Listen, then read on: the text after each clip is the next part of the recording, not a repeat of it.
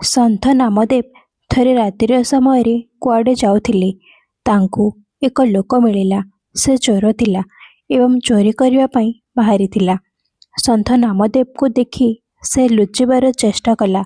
ତ ସନ୍ଥ ନାମଦେବ କହିଲେ, ଭାଇ, ତମେ କିଏ ଏବଂ ମୋତେ ଦେଖି ଲୁଚୁଛ କାହିଁକି? ସେହି ଚୋରଟି ସନ୍ଥ ନାମଦେବକୁ ଚିହ୍ନି କରି ପ୍ରଣାମ କଲା ଏବଂ କହିଲା, ମହାରାଜ, ମୁଁ ଚୋର ଅଟେ ଏବଂ ଚୋରି କରିବା ପାଇଁ ଯାଉଛି। ସନ୍ଥ ନାମଦେବ କହିଲେ, ଭାଇ, ଏହି ଧନ୍ଦା ଛାଡ଼ିଦିଅ ଏବଂ କୌଣସି ଏମିତି କାମ କର ଯାହା ତୁମକୁ କାହାକୁ ଦେଖି ଭୟ ନ ଲାଗିବ ଏବଂ ଲୁଚିବାକୁ ନ ପଡ଼ିବ। ଚୋର କହିଲା, ମହାରାଜା, ମୋର ବାବା ମଧ୍ୟ ଏହି କାମ କରୁଥିଲେ ଏବଂ ମୁଁ ମଧ୍ୟ କେବଳ ଏହି କାମ ଜାଣିଛି।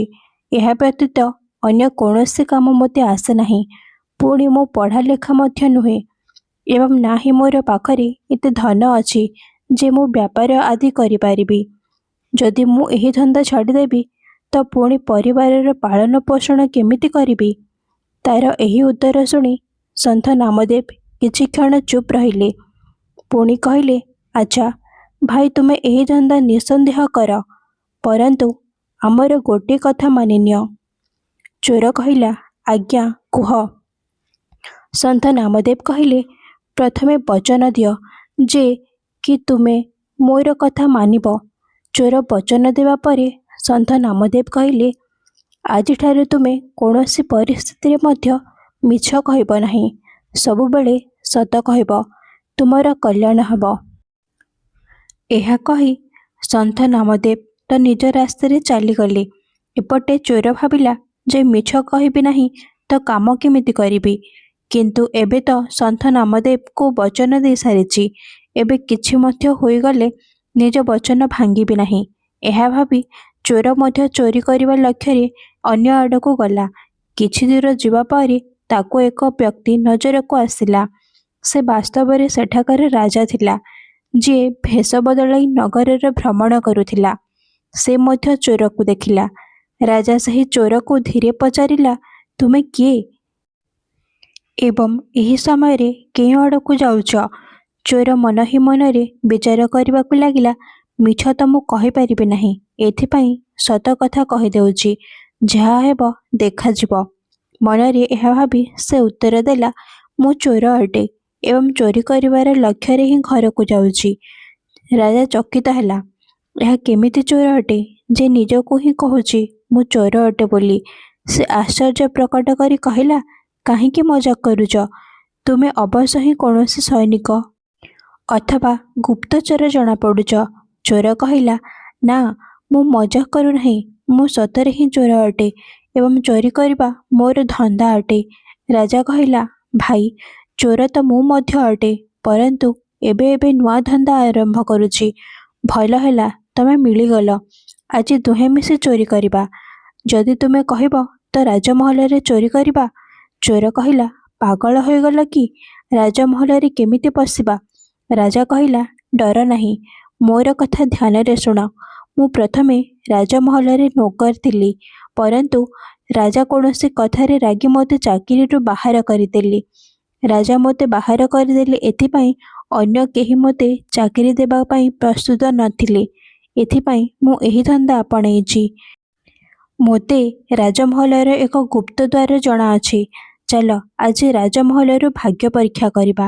ଏହା କହି ରାଜା ସେ ଚୋରକୁ ସାଥିରେ ନେଇ ରାଜମହଲର ପଛପଟକୁ ପହଞ୍ଚିଗଲେ ଏବଂ ଗୁପ୍ତ ମାର୍ଗର ଦ୍ୱାର ଖୋଲି କହିଲେ, ତମେ ପୁରୁଣା ଚୋର ଅଟ। ଅନ୍ଧାରରେ ଦେଖିବାର ଅଭ୍ୟାସ ତୁମକୁ ଅଛି। ଏଥିପାଇଁ ତୁମେ ଭିତରକୁ ଯାଇ ସାମାନ ଯୋଗାଡ଼ କରି ନେଇ ଆସ।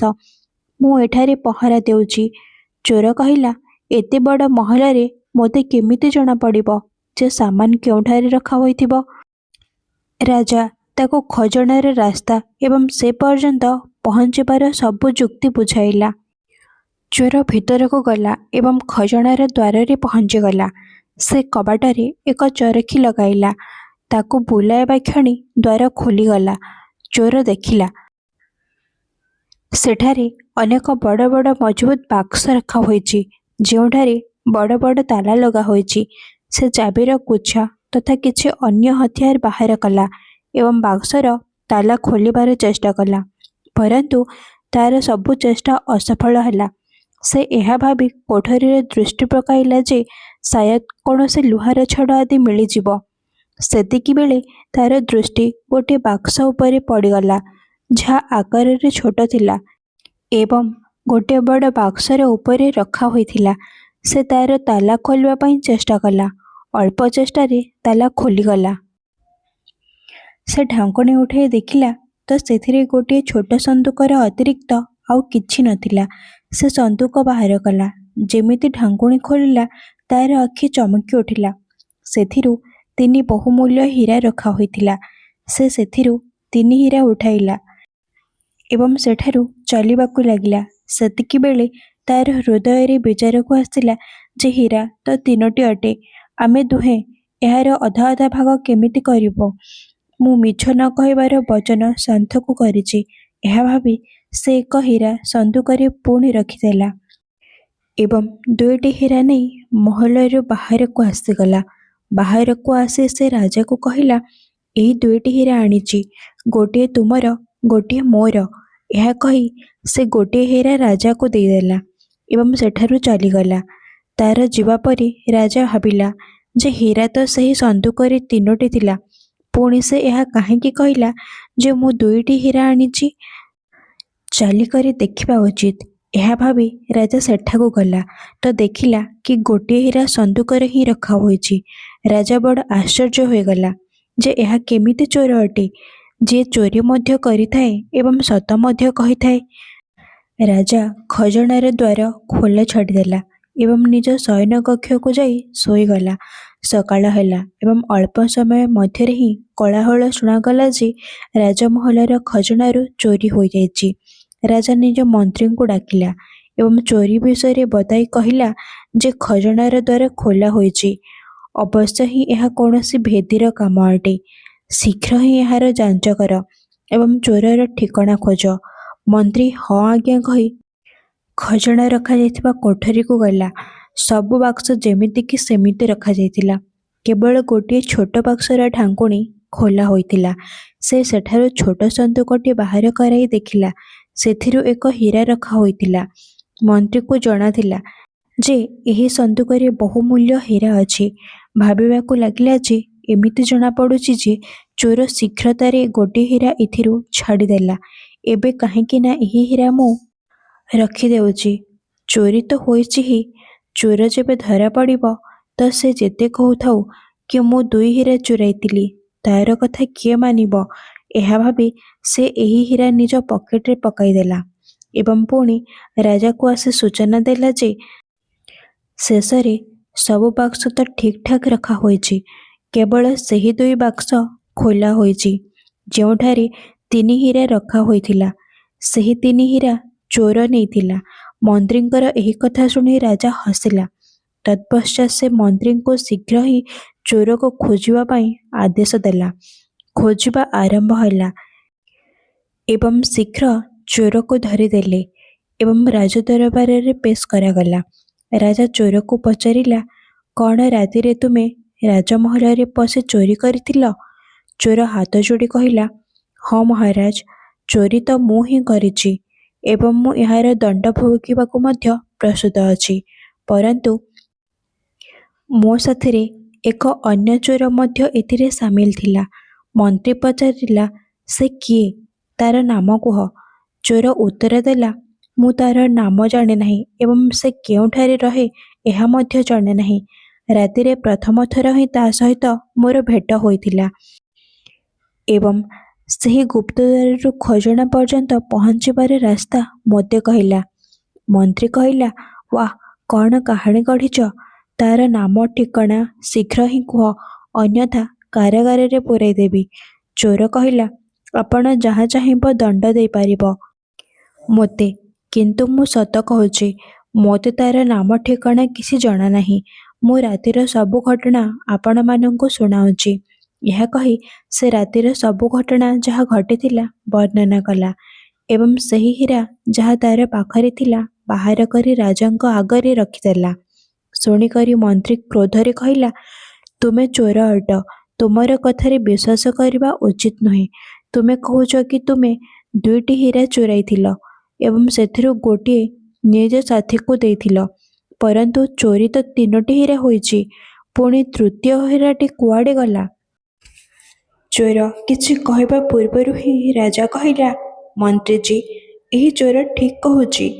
2ଟି ହୀରା ହିଁ ଚୋରି ହୋଇଥିଲା ଏବଂ ଏହି ଚୋରଟି ସେଥିରୁ ଗୋଟିଏ ହୀରା ନିଜ ସାଥୀକୁ ଦେଇଦେଲା ଏବଂ ଗୋଟିଏ ନିଜେ ରଖିଥିଲା। ଏବଂ ଏହାର ପ୍ରମାଣ ଏହା ଅଟେ ଯେ ରାତିରେ ଏହାର ସାଥୀ ମୁଁ ହିଁ ଥିଲି। ମୁଁ ରାତିରେ ଭେଷ ବଦଳାଇ ଯେବେ ନଗରରେ ବୁଲୁଥିଲି, ସେତିକିବେଳେ ଏହା ସହିତ ମୋର ଭେଟ ହେଲା ଏବଂ ଯେଉଁ ହୀରାଟି ମୋତେ ଦେଇଥିଲା ତାହା ମଧ୍ୟ ଏହା ଅଟେ। ଏହା କହି ରାଜା ହୀରାକୁ ବାହାର କରି ସାମ୍ନାରେ ରଖିଦେଲେ। ଦରବାରରେ ସନ୍ନାଟା ହୋଇଗଲା। ରାଜା କିଛି କ୍ଷଣ ଚୁପ୍ ରହିଲା। ପୁଣି କହିଲା, ଯେବେ ଏହି ଚୋରଟି ମୋର ଭାଗ ଦେଇ ଚାଲିଗଲା ତ ମୁଁ ଖଜଣା ରଖା ହୋଇଥିବା କୋଠରୀକୁ ଯାଇ ତାର ଯାଞ୍ଚ କଲି କି ଏହି ଚୋରଟି ମିଛ କହୁଛି ନା ସତ। ଏବେ ମୁଁ ସେଠାରେ ପହଞ୍ଚି କରି ଏବଂ ଏହା ଦେଖି କରି ବଡ଼ ଆଶ୍ଚର୍ଯ୍ୟ ହେଲି ଯେ ତୃତୀୟ ହୀରାଟି ସନ୍ଦୁକରେ ହିଁ ଥିଲା। ମନ୍ତ୍ରୀ, ଆପଣ ସେହି ହୀରା ନିଜ ପକେଟରୁ ବାହାର କରନ୍ତୁ। ରାଜା ଏହା କହିବା ପରେ ସମସ୍ତଙ୍କର ନଜର ମନ୍ତ୍ରୀ ଆଡ଼କୁ ଗଲା। ସେ ଏବେ ଭୟରେ ଡରୁଥିଲା। ରାଜାର ଆଦେଶରେ ହୀରା ତାର ପାଖରୁ ବରାମଦ କରିଦିଆଗଲା ଏବଂ ଚୋରି କରିଥିବା ଅପରାଧରେ ତାକୁ କାରାଗାରରେ ବନ୍ଦୀ କରିଦିଆଗଲା। ତତ୍ପଶ୍ଚାତ ରାଜା ଚୋରକୁ କହିଲା, ତୁମେ ଚୋରି ମଧ୍ୟ କରୁଛ ଏବଂ ସତ ମଧ୍ୟ କହୁଛ। ଏହାର ରହସ୍ୟ କ'ଣ ଅଛି? ଚୋର ସନ୍ଥ ନାମଦେବ ମିଳିବାର ଏବଂ ସେ ସବୁବେଳେ ସତ କହିବାର ବଚନ କରିବାର ସମ୍ପୂର୍ଣ୍ଣ ବୃତ୍ତାନ୍ତ ରାଜାକୁ ଶୁଣାଇଲା। ରାଜା କହିଲା, ମୁଁ ତୁମ ଉପରେ ବହୁତ ପ୍ରସନ୍ନ ଅଟେ। ଏବେ ତୁମକୁ ନିଜ ମନ୍ତ୍ରୀ ବନେଇବାକୁ ଚାହୁଁଛି। ଚୋର କହିଲା, ରାଜା ସାହେବ, ଏହା ଆପଣଙ୍କ ବଡ଼ପଣ ଅଟେ, ପରନ୍ତୁ ଯାହାର ବଚନ ମାନିକରି ଆଜି ମୋତେ ଆପଣ ମନ୍ତ୍ରୀପଦ ଦେବାକୁ ପ୍ରସ୍ତୁତ ହୋଇଗଲେ, ମୁଁ ତ ଏବେ ତାଙ୍କର ହିଁ ଶରଣରେ ରହିବି ଏବଂ ତାଙ୍କର ହିଁ ବଚନର ଅନୁସାରେ ଚାଲି ନିଜ ଜୀବନକୁ କଲ୍ୟାଣ କରିବି। ଏହା ମୁଁ ନିଶ୍ଚିତ କରିସାରିଛି। ତତ୍ପଶ୍ଚାତ ଏହି ଚୋର ସନ୍ଥ ନାମଦେବଙ୍କର ଶରଣକୁ ଗଲା ଏବଂ ତାଙ୍କର ସଙ୍ଗତିରେ ସେବା ଏବଂ ସୁମରଣ କରି ସେ ପରମ ପଦ ପ୍ରାପ୍ତ କଲା। ସାଙ୍ଗମାନେ, ଯଦି ଆପଣମାନଙ୍କୁ ଏହି ଭିଡ଼ିଓଟି ଭଲ ଲାଗିଲା ତ ନିଶ୍ଚୟ ଲାଇକ୍ କରନ୍ତୁ ଏବଂ ଆଗକୁ ଏହିଭଳି ଭିଡ଼ିଓ ଦେଖିବା ପାଇଁ ଏହି ଚ୍ୟାନେଲକୁ ସବସ୍କ୍ରାଇବ୍ କରିଦିଅନ୍ତୁ। ଧନ୍ୟବାଦ।